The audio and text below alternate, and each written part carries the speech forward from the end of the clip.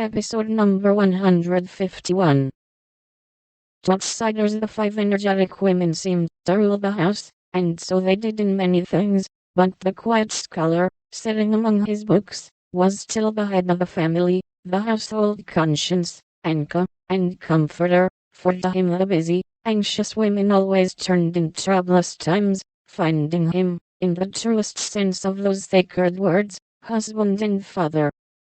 The girls gave their hearts into their mother's keeping, their souls into their father's, and to both parents, who lived and labored so faithfully for them, they gave a love that grew with their growth, and bound them tenderly together by the sweetest tie, which blesses life, and outlives death. Mrs. March is as brisk, and cheery, though rather grayer, than when we saw her last, and just now so absorbed in Meg's affairs that the hospitals and homes still full of wounded boys and soldiers' widows decidedly miss the motherly missionaries' visits.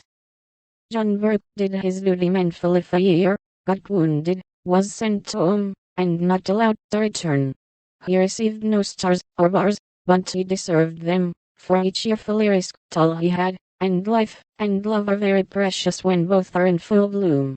Perfectly resigned to his discharge, he devoted himself to getting well, preparing for business, and earning a home for Meg.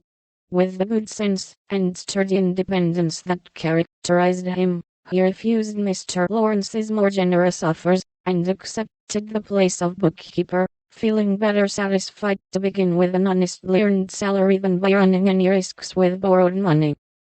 Meg had spent the time in working as well as waiting, growing womanly in character, wise in housewifely arts, and prettier than ever, for love is a great beautifier.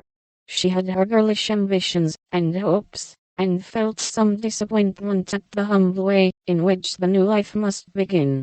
Ned Moffat had just married Sally Gardiner, and Meg couldn't help contrasting their fine house and carriage, many gifts, and splendid outfit with her own, and secretly wishing she could have the same.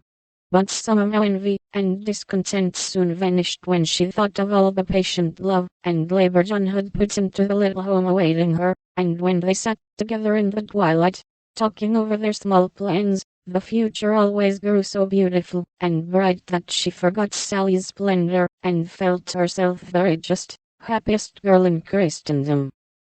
Jo never went back to Aunt March, for the old lady took such a fancy to Amy that she bribed her with the offer of drawing lessons from one of the best teachers going, and for the sake of this advantage, Amy would have served a far harder mistress. So she gave her mornings to duty, her afternoons to pleasure, and prospered finely. Jo meantime devoted herself to literature, and Beth, who remained delicate long after the fever was a thing of the past. Not an invalid exactly, but never again the rosy, healthy creature she had been, yet always hopeful, happy, and serene, and busy with the quiet duties she loved, everyone's friend, and an angel in the house, long before those who loved her most had learned to know it. As long as the spread eagle paid her $1 a column for her rubbish, as she called it, Jo felt herself a woman of means, and spun her little romances diligently. But great plans fermented in her busy brain and ambitious mind, and the old tin kitchen in the garret held a slowly increasing pile of blotted manuscript, which was one day to place the name of March upon the roll of fame.